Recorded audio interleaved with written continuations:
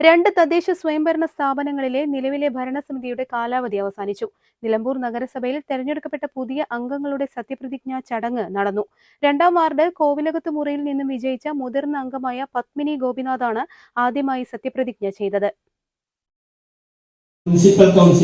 Nilambur municipal കൗൺസിലിലെ കൗൺസിലറായി തെരഞ്ഞെടുക്കപ്പെട്ട പത്മിനി ഗോപിനാഥ് എന്ന ഞാൻ നിയമാനുസരണം നടപ്പാക്കിയ ഇന്ത്യൻ ഭരണഘടനയോട് യഥാർത്ഥമായ വിശ്വാസവും കൂറും പുലർത്തുമെന്നും ഭയാശങ്കയോ മമതയോ വാത്സല്യമോ വിദ്വേഷമോ കൂടാതെ ഞാൻ എൻ്റെ ഔദ്യോഗിക കർത്തവ്യങ്ങൾ യഥാവിധിയായും വിശ്വസ്തയോടും എൻ്റെ പരമാവധി കഴിവും അറിവും വിവേചന ശക്തിയും ഉപയോഗിച്ചുകൊണ്ടും നിർവഹിക്കുമെന്ന് ഈശ്വരനാമത്തിൽ സത്യപ്രതിജ്ഞ ചെയ്യുന്നു.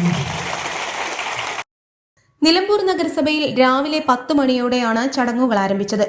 UDF, BJP അംഗങ്ങൾ പ്രകടനമായാണ് ചടങ്ങിനെത്തിയത്. നഗരസഭാ വരണാധികാരിയും ജില്ലാ പ്ലാനിംഗ് ഓഫീസറുമായ TV ഷാജു പത്മിനി ഗോപിനാഥന് പ്രതിജ്ഞ ചൊല്ലിക്കൊടുത്തു.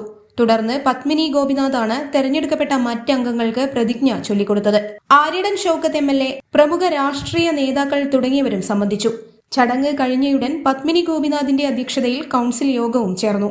ഭരണസമിതി പ്രസിഡന്റ്, വൈസ് പ്രസിഡന്റ് തെരഞ്ഞെടുപ്പ് സംബന്ധിച്ച തെരഞ്ഞെടുപ്പ് കമ്മീഷന്റെ അറിയിപ്പ് യോഗത്തിൽ വായിച്ചു.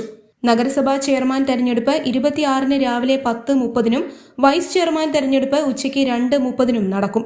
ഗ്രാമപഞ്ചായത്ത് അധ്യക്ഷർക്കായുള്ള തെരഞ്ഞെടുപ്പ് 27-നാണ് നടക്കുക. News bureau, Nilambur.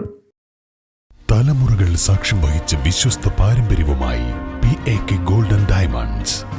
Most trusted gold. PAK Gold and Diamonds.